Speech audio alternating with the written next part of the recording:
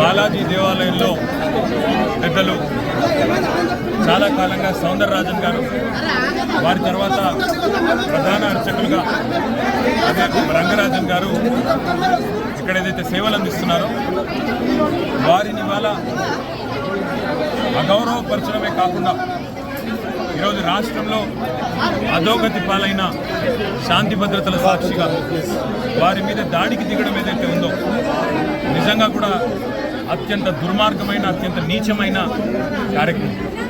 ఇది ఎవరు చేసినా, ఏ పేరిట చేసినా, ఏ ఎజెండాతో చేసినా శాంతి భద్రతల విషయంలో మాత్రం ఉక్కుపాదంతో వ్యవహరించాల్సిన బాధ్యత రాష్ట్ర ప్రభుత్వం మీదనే ఉంటుంది.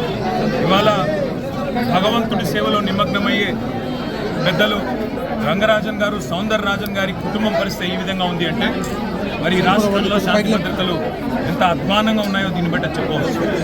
ఖచ్చితంగా ఈ దాడికి పాల్పడ్డ వాళ్ళు ఏ ముసుగులో ఉన్నా, ఏ జెండా పట్టుకున్నా వారిని కఠినాతి కఠినంగా చట్టపరంగా శిక్షించాలని చెప్పి రాష్ట్ర ప్రభుత్వాన్ని డిమాండ్ చేస్తూ భవిష్యత్తులో కూడా ఇలాంటి సంఘటనలు పునరావృతం కాకుండా కఠినంగా చర్యలు తీసుకోవాలి, కఠినంగా సమీక్షించి పూర్తి స్థాయి భద్రత కూడా అవసరమైతే వారికి ఏర్పాటు చేయాలి. ఎందుకంటే చిలుకూరు బాలాజీ ఆలయం ఇవాళ లక్షలాది మంది అభిమానులు వారికి ప్రపంచవ్యాప్తంగా ఉన్నారు.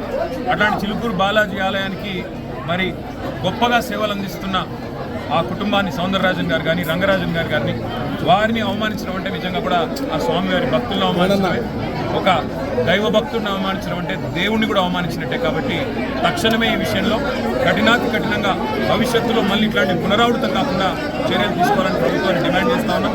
ఆ సౌందరరాజన్ గారికి, రంగరాజన్ గారి కుటుంబానికి మేము పూర్తి స్థాయిలో అండగా ఉంటామని చెప్పి తెలియదు.